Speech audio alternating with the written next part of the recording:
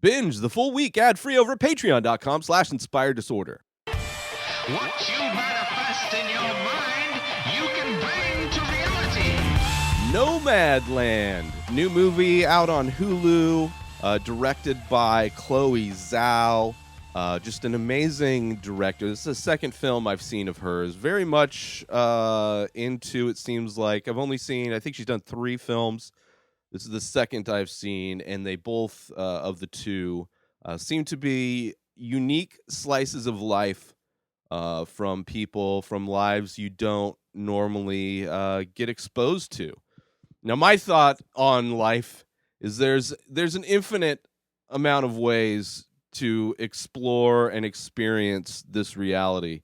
So everybody's living their own unique life, and there are, with so many possibilities, it's not surprising that this is one of them, and it's fun to see, interesting to see this lifestyle of being a nomad portrayed on film. I mean, great performance by Frances McDormand. She's a great actress in general. I mean, she's basically the only actress. There's a few side characters, but it follows her while she lives in a van, traveling around the United States looking for work, but living in her van. Basically, her and her husband were working in this factory. I think it was Arizona, somewhere in Arizona, I believe, doing like, it's like this factory, this production plant that made drywall. And for whatever reason, the drywall market dried up and the business shut down. And that was the only thing really sustaining that town. Everybody that lived in the town was built for the people who worked in that factory, who worked in the gypsum mine and made the drywall. So when it shut down, all of the houses were shuttered. There was no reason for anybody to stay, and she was kind of one of the last holdouts until she decided to live in her van and travel around working temporary jobs, Amazon being one of those jobs featured when it seems to be. I mean, this movie's saying a lot of things. It's very simple, very elegant type of a film, similar to her last one that I saw, which I'm not going to look it up right now. It's kind of like The Rider, I believe. It was about a kid who rides horses in rodeos and got injured and trying to find what his new life is now that he's sustained a tragic injury. Very good movie. This one is very good as well, but very similar in tone. Just a lot of subtlety. It almost feels like a documentary in a lot of ways, because a lot of the performances are very honest and very real, but it's also beautiful scenery, beautiful shots. The color palette of this film is gorgeous.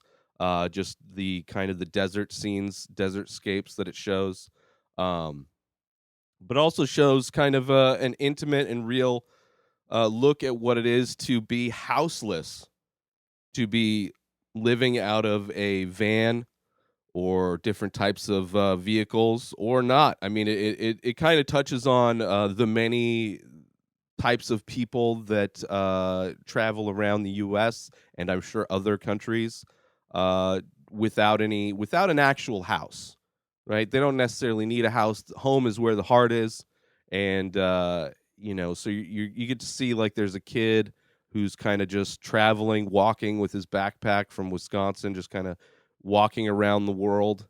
I have a friend from growing up, and she's been homeless, houseless multiple times on purpose.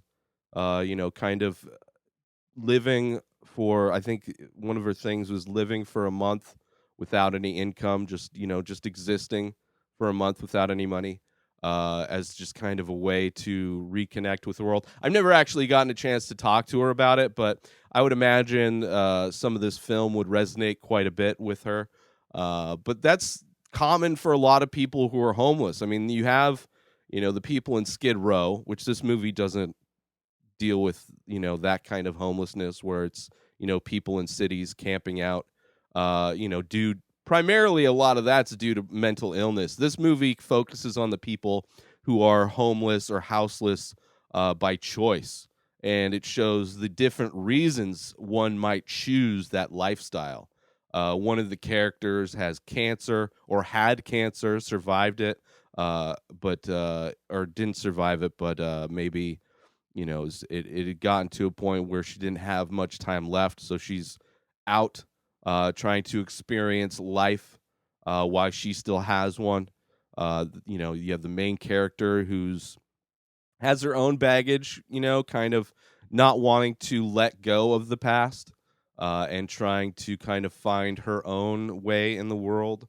You have the kid who's traveling around who doesn't have good parents, but he's just out exploring reality. You have other like hippie kids that are, doing the same thing.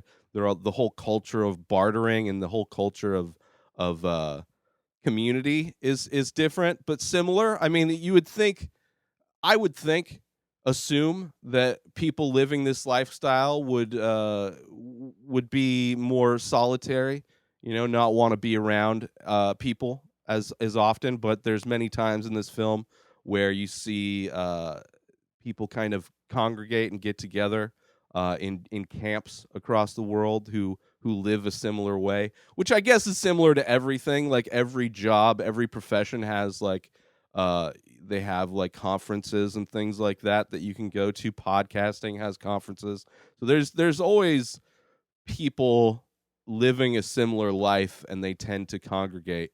But yeah, I mean, this movie speaks to not just speaks to a crumbling job market, how work is has evolved and devolved and changed in this country, where Amazon being featured is like one of the few employers still, and they hiring people temporarily to work. Last when I left Costco 13, 15, 20 years ago, I don't know how long ago it was. They were doing a similar thing where Costco, so to avoid paying people benefits or having to worry about them getting raises and stuff, they would just bring on seasonal employees for the maximum amount they could have them without, having to make them full-time employees or part-time employees. And then they would let them go for whatever the minimum amount was for them to be away from work before they would cycle them, get these seasonal employees that would just cycle through that they didn't have to pay any benefits to. And that was becoming more and more of the how Costco was running their business. I guess it wasn't 10 years ago. It was, I was there for 15 years, but I've been away for probably like 5 or 6. So I wouldn't be surprised if Costco is doing more and more of that. Wouldn't be surprised if a lot of companies are doing that, doing, part-time seasonal or limited part-time work where they legally don't have to offer them any kind of benefits uh, to avoid, saving money, because corporations really only care about money and not human life. But yeah, there's this movie has full of humanity, full of like what it would be to survive, the logistics of survival in that kind of lifestyle. And I've had like romantic ideas and dreams of living that way. I have a minivan myself that I've many times considered or brainstormed what it would be like logistically for me to live out of that van. Um, and of course, she's living out of more of the white cargo van type of a thing instead of a minivan. But there were like plenty of other people. There was one person that was like at one of these camps, and she was talking about how she lives in a Prius. And some people don't even have cars. Some people are just on foot. There's a couple I follow on TikTok who's walking across the United States. Um, and that's just what they're doing until they reach that's their goal.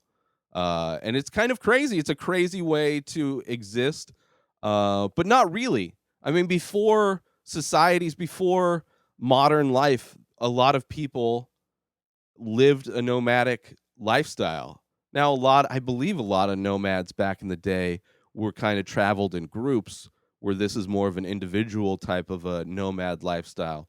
But it's super interesting to see what a modern day nomad, what that life looks like, um, and just how beautiful that life is. I mean, it's not luxurious. They're not in like expensive RVs. They're in makeshift converted vans and things. Uh, but the basics of life and the basics of enjoying life, you can find like immense beauty. Like there's a scene where she's talking to Frances McDormand's character is talking to this other lady who's traveling around, who has the cancer, and she's talking about this time when she was in a kayak on a river or a lake, and these birds were flying above her. But if you look down, you had the reflection of the birds that almost made it look like she was flying with them, because the reflection made it look like there were birds flying below her and above her, and it was just like this magical moment.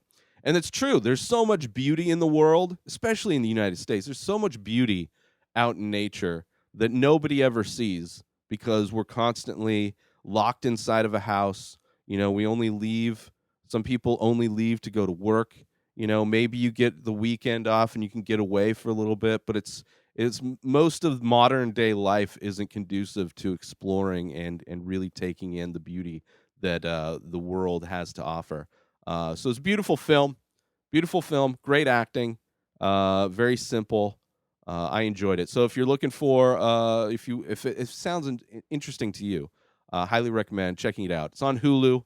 It's called Nomadland. Go support our sponsor, Station House Coffee. Give them a follow on Instagram, Station House Coffee. Go to their website, stationhousecoffee.com. That is where you get amazing coffee. Single origin, small batch, premium coffee brewed in Thetford Center, Vermont, shipped directly to you. Let them know the Ray Taylor Show sent you. Go to stationhousecoffee.com, order yourself some coffee today, and follow Station House Coffee on Instagram. New episodes of The Ray Taylor Show come out every single day. Subscribe on IGTV, YouTube, and everywhere else podcasts are found. Binge the full week ad-free over patreon.com/inspired disorder. Buy Ray Taylor Show merch over at inspireddisorder.com and follow the show on Instagram at Ray Taylor Show. Have a wonderful day, everybody. Peace out!